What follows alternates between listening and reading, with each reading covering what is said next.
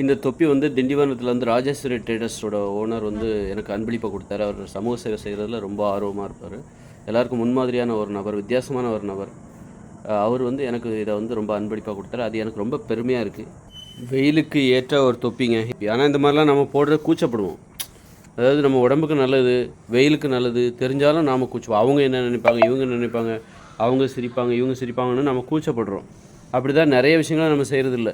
ஒரு நடைப்பயிற்சி செய்கிறதில்ல, உடற்பயிற்சி செய்கிறதில்ல, எல்லாத்துக்கும் கூச்சம். ஒரு மேன்மையான விஷயங்களை செய்கிறதுக்கு மக்கள் கூச்சப்படுறாங்க. உடம்புக்கு அக்கறையான விஷயங்களை, உடம்புக்கு நல்லது செய்கிற விஷயங்களுக்கு மக்கள் கூச்சப்படுறாங்க. அதே உடம்புக்கு கெடுதல் செய்கிற விஷயங்களுக்கு அது கூச்சம் இல்லாமல் செய்கிறாங்க. கெட்ட விஷயங்களை கூச்சம் இல்லாமல் செய்கிறாங்க, நல்ல விஷயங்களை செய்கிறதுக்கு கூச்சப்படுறாங்க. இது எதனால் வருதுன்னா, இந்த கூச்சம் இதெல்லாம் எதனால் வருது அப்படின்னா, மேன்மையான இதெல்லாம் வந்து நம்ம வந்து கல்வி முறை இருக்குல்ல, ஆங்கில மொழியின் ஆதிக்கம் இருக்குல்ல, இதுதான் காரணமாக இருக்குது. நம்ம தமிழ் மொழியை நாம் வந்து தாழ்வாக நினைக்கிறோம். அதில் கல்வி கற்கிறது வந்து தாழ்வாக நினைக்கிறோம். அது கல்விக்கு ஏற்ற மொழி கிடையாது, தொழிலுக்கு ஏற்ற மொழி கிடையாது, ஆங்கிலம் தான் அப்படின்னு நினைக்கிறோம்ல. இந்த தமிழ் மொழிங்கிறது நம்ம உடம்புலேருந்து வருகிற ஒரு சத்தம். அதற்கு ஒரு வடிவம். இந்த மண்ணிலிருந்து இந்த உடம்பு, மனிதர்கள் வாழ்கிற இந்த மண்ணில் வாழ்கிற இந்த உடம்புலேருந்து, மனிதர்களின் உடம்புலேருந்து வருகிற ஒரு சத்தம் தான் அது தமிழ் மொழி. ஆங்கில மொழி என்பது அங்கே இங்கிலாந்துக்காரங்க அவங்க உடம்புலேருந்து வர்ற சத்தம். அவங்க வந்து நம்ம சத்தமாக பேசுவோம், அவங்க அப்படி பேச மாட்டாங்க. ஏன்னா நமக்குலாம் எனர்ஜி நிறைய இருக்குது, சூரிய ஒளி நிறைய இருக்குது. அதனால் நம்ம வந்து அப்படி பேசுவோம், நம்ம சத்தமாக பேசுவோம். அவங்களால அவங்க தொண்டையிலேருந்து ரொம்ப அவங்க எனர்ஜியை வேஸ்ட் பண்ண முடியாது. அவங்களுக்குலாம் எனர்ஜி, சூரிய ஒளி குறைவாக இருக்கும். அதனால் இப்படி உணர்வுபூர்வமான ஒரு மொழியை இந்த மண்ணில் இருக்கு. அப்போ அதை நம்ம தாழ்வாக நினச்சிக்கிட்டு அவங்கள நம்ம ஃபாலோ பண்ணிவிட்டு அந்த மொழியை தாழ்வாக நினைக்கிறதுனால இங்கே வாழ்கிறதுக்கு கஷ்டமாக இருக்குது, படிக்கிறதுக்கு கஷ்டமாக இருக்குது, தொழில் செய்ய கஷ்டமாக இருக்குது. அதனால தான் நிறைய பெண்கள் வேலைக்கு போகாமல் வீட்டில் இருக்கிற காரணம். நிறைய ஆண்கள் கூட வேறு வழி இல்லாமல் வேலைக்கு போகிறாங்க. ஆண்கள் போய் தான் ஆகணும், அப்படி கஷ்டப்பட்டு வாழ்கிறாங்க. ஆனாலும் அந்த கஷ்டத்துக்கு என்ன காரணம்? ஆங்கிலம் தெரியலை. எனக்கு ஆங்கிலம் தெரிஞ்சால் ஈஸியாக இருக்கும். உன் கஷ்டத்துக்கு காரணமே ஆங்கிலம் தான். நீ தமிழ் மொழியில் வந்து நீ படிச்சிருந்த, வேலை செஞ்சுருந்தா உன் வாழ்க்கை ஈஸியாக இருந்திருக்கும். நீ பேசுகிற ஒரு மொழியில் உன்னுடைய தொழிலும் கல்வியும் இருந்ததுன்னா ஈஸியாக இருந்திருக்கும். வாழ்க்கை வந்து ரொம்ப எளிதாக இருந்திருக்கும். நான் ஈஸியாக இருக்குன்னு சொல்கிறேன், அது ஈஸிங்கிறது இங்கிலீஷ் தான். அந்த மாதிரி ஆகிப்போச்சு. அதனால் வந்து அதனால்தான் நமக்கு நம்ம மேலே ஒரு தாழ்வு. நிறைய பேருக்கு சாதிக்க முடியல, தொழிலில் வந்து ஒரு ஜெயிக்க முடியல. அதனால் குறுக்கு வழியை தேடுறாங்க, எல்லா விஷயத்துலையும் குறுக்கு வழி. அது காரணம் என்னது? நம்மளால் நேர்வழியில் போய் ஜெயிக்க முடியாது. ஏன்னா நேர்வழிங்கிறது இங்கே எதுவாக இருக்குது? ஆங்கிலம் தான் நேர்வழி. அதை போய் கல்வியும் கற்க முடியாது. கொஞ்சம் பேர் தான் தேடுறாங்க. அப்புறம் தொழில் செய்கிறதும் கஷ்டமாக இருக்குது. நிறைய பேர் பின்வாங்கிடுறாங்க. ஒரு லட்சியம், ஒவ்வொருத்தருக்கும் ஒரு லட்சியம் இல்லாமல் இருக்குது. அப்போ தாழ்வு மனப்பான்மை வந்துடுது. என்னால் ஒரு தொழிலில் லட்சியம் வகுக்க முடியல, ஒரு படிப்பில் ஒரு லட்சியம் வகுக்க முடியல. இதை நான் படிப்பேன், அதை நான் படிப்பேன்னு சொல்ல முடியல. ஏன்னா அது ஆங்கிலம் என்பது ஒரு மிகப்பெரிய மதில் சுவர் போல் குறுக்க நிற்கிது. அதனால் வந்து ஒரு படிப்பில் சாதிக்க முடியல, தொழிலில் சாதிக்க முடியல பெரும்பாலானவங்களால். அதனால் என்ன ஆகுதுன்னா தாழ்வு மனப்பான்மை. நம்மளை பற்றியே நமக்கு தாழ்வு மனப்பான்மை, கோபம், எரிச்சல், எதிர்மறையான சிந்தனை. யார் மேலே இந்த கோபத்தை வெளிப்படுத்துறது? ஒரு எதிர்மறையான சிந்தனையோட நம்ம ஜெயிக்க மாட்டோம் அப்படிங்கிற. அப்போ வேறு வழியில் திரும்புகிறாங்க, ஒரு போதைக்கு அடிமையாகிறாங்க, உணவு போதைக்கு அடிமையாகிறாங்க. உணவு போதைங்கிறது அரிசி, கேழ்வரகு, கோதுமை இருக்குல்ல, அந்த உணவு போதைக்கு அடிமையாகிறாங்க. அது ஒரு உணவு போதை, அதையே சாப்பிட்றது. புரதச்சத்துக்கெல்லாம் இவங்களுக்கு புரத உணவுகளை சாப்பிட்றது இல்லை, வயிற்றை நிரப்புற வேலை. நல்லா தூங்கிடணும், கண்ணை மூடிடணும். கண்ணை திறந்துட்டு இருந்தால் ஒரே எரிச்சலாக வருது, கோபமாக வருது. இங்கே நடக்கிற அநியங்கள், தூங்கும்போது மட்டும்தான் நம்ம நிம்மதியாக இருக்கிறோம் அப்படின்னு சொல்லி தூங்குவதற்கான ஒரு உணவு தான் அந்த அரிசி, கேழ்வரகு, கோதுமைன்றது. அதை சாப்பிட்டு இது ஒரு போதை வேறு, அது ஒரு போதை.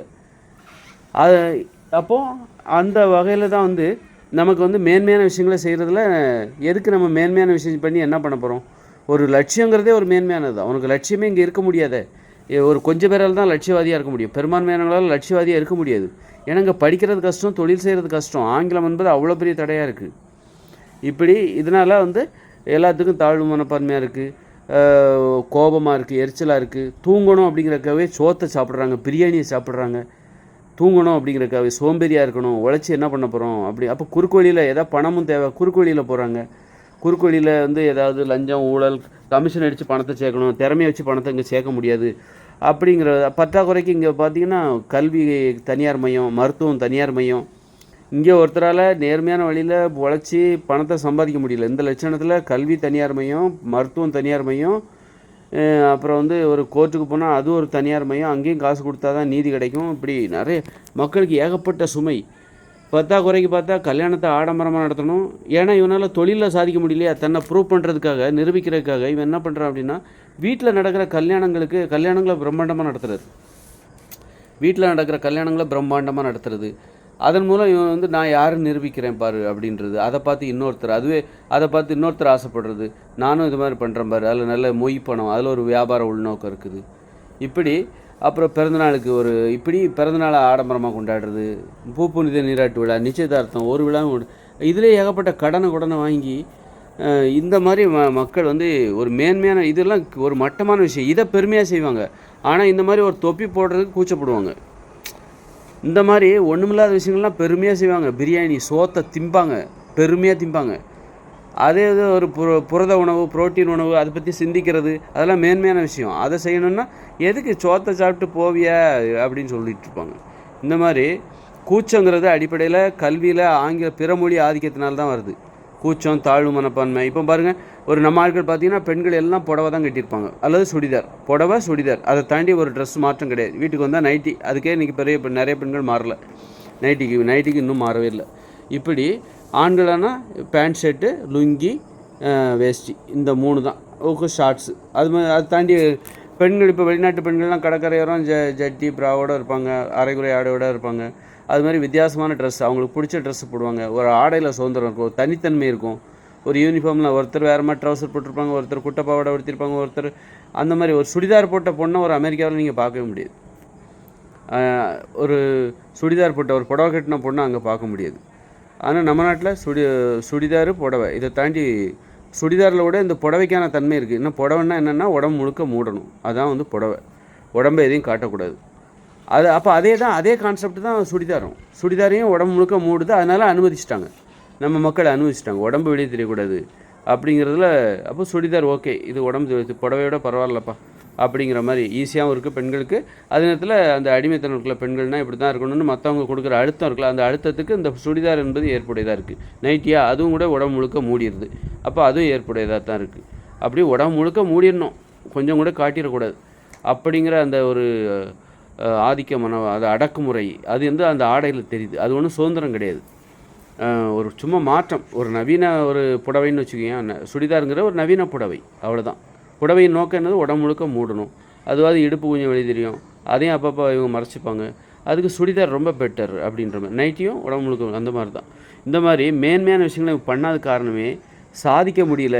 இத்தனை கோடி பேர் இருக்காங்க, இந்த நாடு எப்படி முன்னேறி இருக்கணும். ஆனால் ஒரு சீனாக்காரங்க பாருங்கள், பயங்கரமாக முன்னேறிட்டாங்க. அவ்வளோ பாப்புலேஷன், நம்மளை மாதிரியே அவங்களுக்கும் பாப்புலேஷன் இருக்குது, செமையாக முன்னேறிட்டாங்க. நம்மளால் ஏன் முன்னேற முடியல? படிக்கவே முடியல. காரணம் ஆங்கில மொழி, ஒன்றும் புரிய மாட்டேங்குது பசங்களுக்கு, ஒரே இங்கிலீஷாக இருக்குது. அப்புறம் பார்த்திங்கன்னா, அப்புறம் தொழில் போனால் அங்கேயும் ஆங்கிலங்கிற அந்த அந்த மொழியை வந்து ஆதிக்கம் செலுத்துது. அங்கேயும் படிக்க முடியல. தொழிலும் செய்ய முடியல, படிக்க முடியல. நிறைய பேர் பின்வாங்கிடுறாங்க, ஏதோ கடமைக்கு தொழில் பண்ணுறாங்க. பெண்கள் அப்பா முடியலப்பா, நான் வீட்டிலே உட்காந்துக்கிறேன் அப்படின்றாங்க. உட்காந்துட்டு அதனால தான் அந்த கூச்சம், மேன்மையான விஷயங்களை கூச்சம், ஒரு வித்தியாசமாக எல்லாம் இருக்க மாட்டேன்றாங்க. இந்த சமூகத்தை பார்த்தா மனிதர்கள் சுதந்திரமாக இருக்காங்க அப்படிங்கிறத அவங்க ஆடையில் வச்சு பார்த்தா தெரிஞ்சிடும். இந்த மாதிரி தொப்பி போடுறாங்களா? இல்லை, நான் போடுறேன். ஒன்று வெளியே போடுறேன்னா, நான் இங்கே வச்சு போடுறேன். வெளியில் போகிறதுக்கு எனக்கு வெளியில் போட்டு போனால் எல்லோரும் எனக்கு ஜோக்கர் மாதிரி பார்ப்பாங்க அப்படின்னு நினச்சிக்கிட்டு, அப்போ அவங்களுக்குலாம் நம்ம புரிய வச்சுட்டு இருக்க முடியாது அப்படின்னு சொல்லிட்டு, அது கூட ஒரு விஷயம் தான். ஆனால் இந்த மாதிரி தொப்பி வெயில் காலத்துக்கு சூப்பரானது தான். இதுதான் வந்து ஒரு இதுவாக இருக்குது. அதனால் வந்து தாய்மொழியில் கல்வி கற்றாக்கா நம்மலாம் எங்கேயோ இருந்திருப்போம்.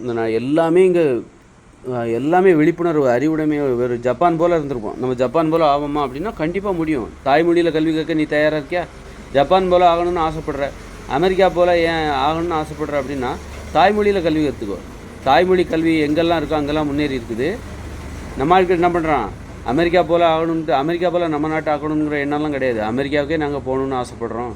எதுக்கு இந்தியாவை போய் மாற்றிக்கிட்டு, அதெல்லாம் யாரும் இங்கெல்லாம் இது நடக்காது. நம்மலாம் அந்த அடிமை புத்தி தான் நமக்கு.